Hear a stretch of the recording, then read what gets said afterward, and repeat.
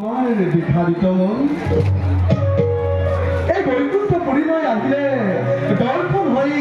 লক্ষ্মী নারায়ণের যুগল চরণ কিন্তু আজি দেবী তার পরাহে বঞ্চিত হল দেবী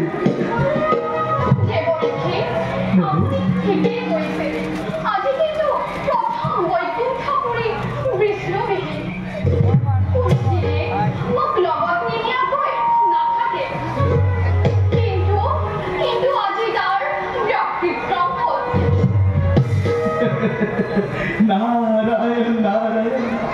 দেবী পৃথিবী পৃথিবীর মহাপ্রলয় হওয়ার আশঙ্কা হয়েছে দেবী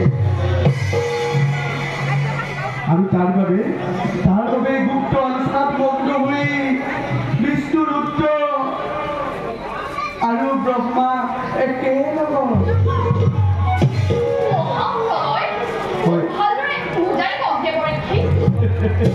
নাৰায়ণ নাৰায়ণ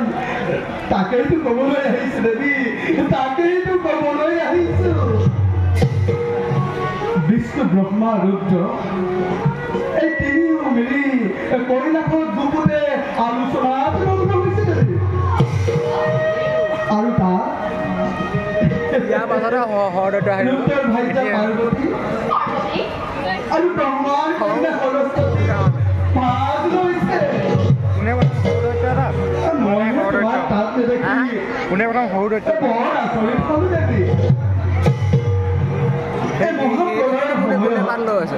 কোনে কি দায়িত্ব পালন কৰিব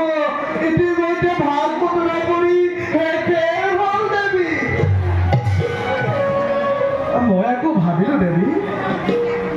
বিষ্ণুৱে আকৌ তোমাক কিয় বা লগত নানিলে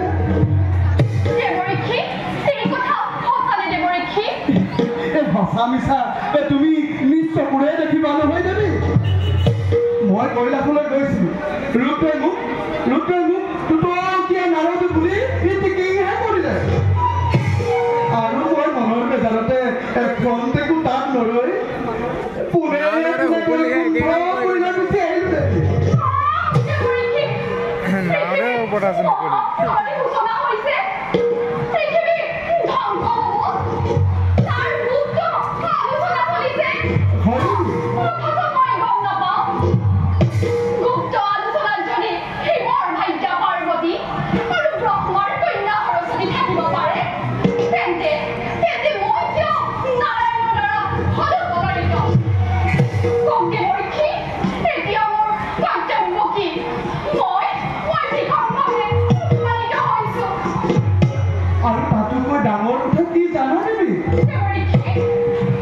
মহাপ্ৰলয়ৰ সময়ছোৱাত এই পৃথিৱীত যিমানবিলাক বেদশাস্ত্ৰ আছে এই সকলোবিলাক সংৰক্ষণ কৰাৰ দায়িত্ব দিছে ব্ৰহ্মাৰ কন্যা সৰস্বতীক দিছে আৰু পাৰ্বতীক দিছে জীৱ জন্তুবিলাকৰ দায়িত্ব ব্ৰহ্মাকে দি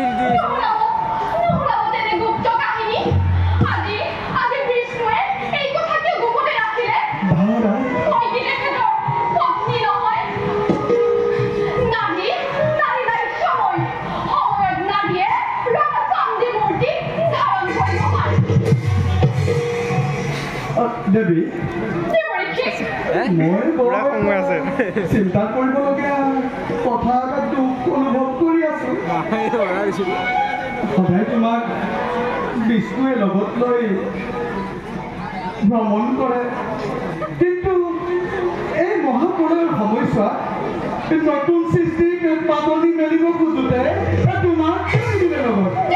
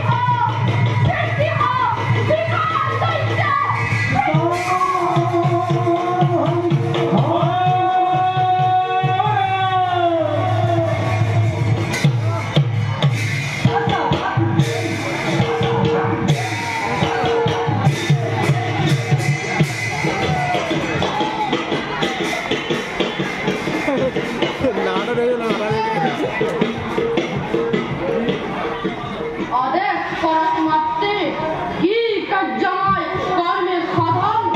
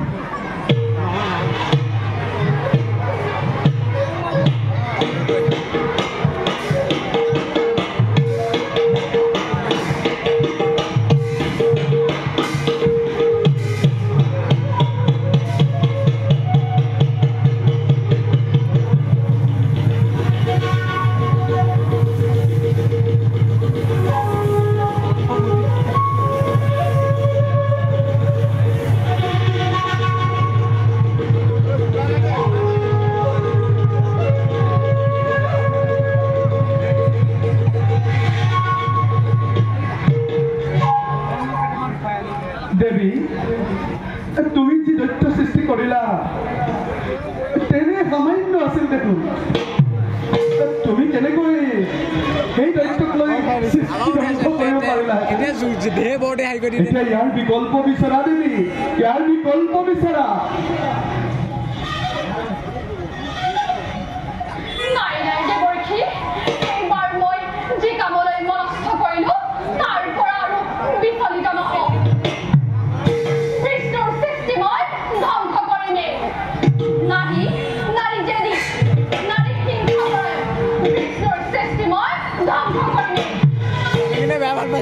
নাই নাই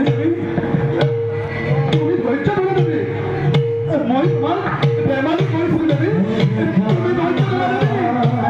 তুমি এনে নিজৰ তুমি যদি এনেকুৱা কৰা দেৱী আমি কৰিম দেৱী আমি কৰিম দেৱী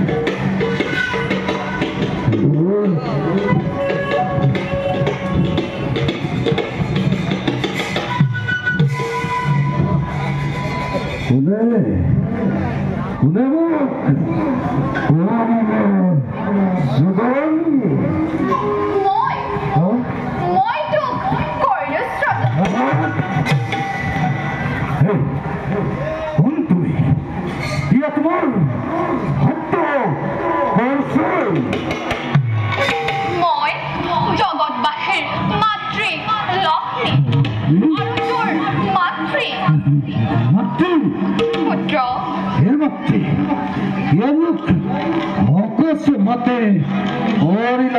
সাধন কিবা কাৰ্য মই কৰিম সাধন তোক স্বজন কৰা উদ্দেশ্য মহান হয় মহান কিছুদিনৰ পিছতে পৃথিৱীত মহাপ্ৰলয় সৃষ্টি হ'ব মহাপ্ৰলয় সৃষ্টি হ'ব হয় পুত্ৰ চাৰিওফালে কেৱল পানীয়েই পানী চাৰিওফালে কেৱল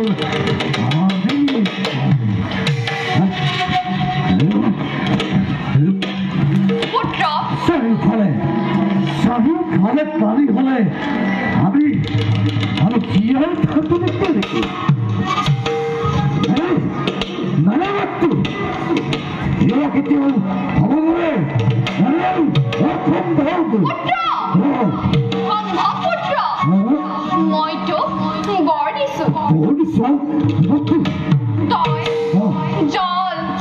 স্থল আকাশ পাতাল সকলোতে বিচৰণ কৰিব পাৰিবি বিষ্ণুৰ সুদৰ্শন চক্ৰ আৰু মহাদেৱৰ ত্ৰিশূলে তোক একো মৃত্যু ঘটাব নোৱাৰে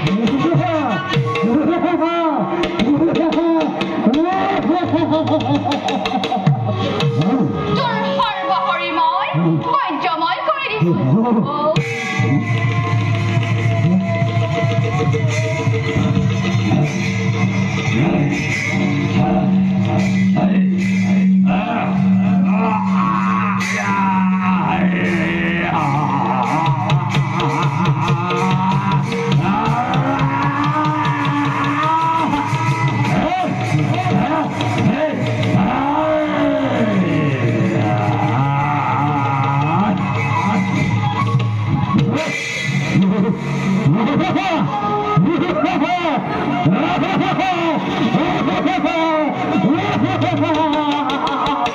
এতিয়া তই মোৰ আদেশ মতে কাম কৰিব লাগিব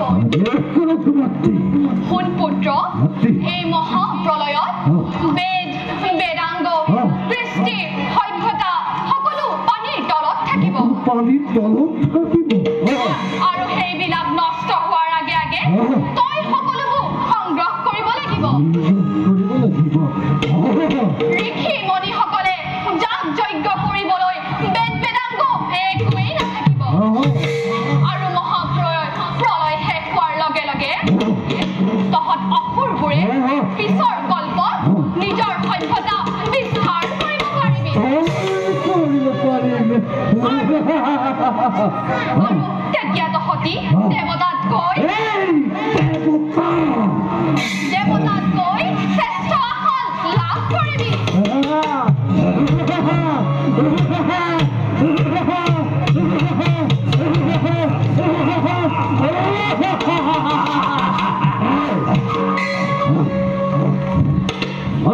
পুত্ৰ নামে জনজাত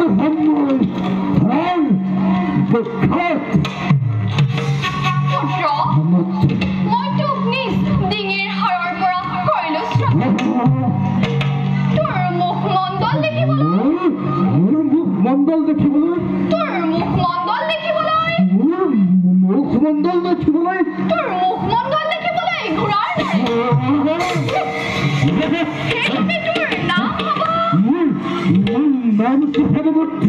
সেইবাবে তোৰ নাম হ'ব মোৰ নাম কি ভগৱতী সেইবাবে তোৰ নাম হ'ব দৈত্য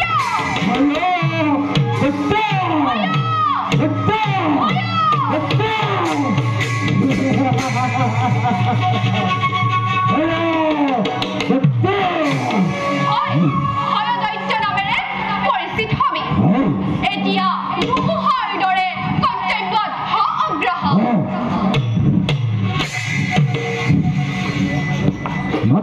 পুত্ৰ মোক অমৰত্ব বল প্ৰদান কৰা মন্ত্ৰী পুত্ৰ মোৰ অমৰত্ব বৰ দিয়া ক্ষমতা নাই তথাপিও মই তোক যি বৰ দিছো সেই বৰ অমৰত্ব বৰৰ নিচিনাই তোক স্বৰ্গ মৰ্য পাতালৰ কোনো বীৰে হত্যা কৰিব নোৱাৰে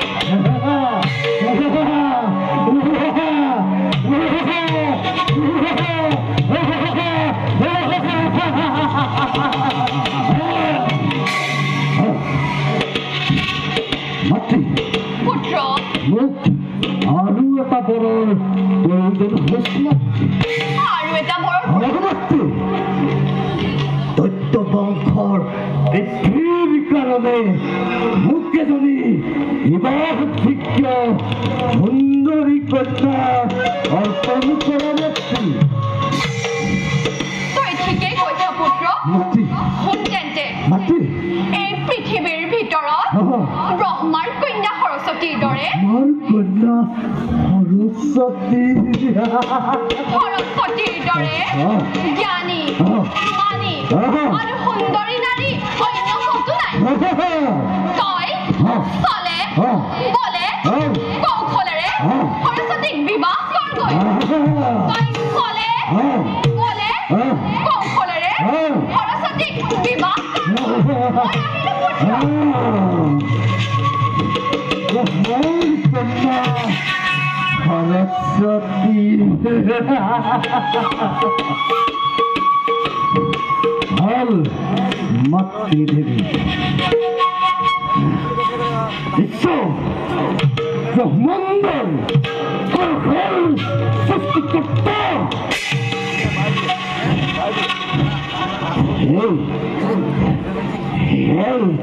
ভয়দত্তম ভকতে বিদগ্ধ পৰাক্ৰম জীবন জীবন জীবন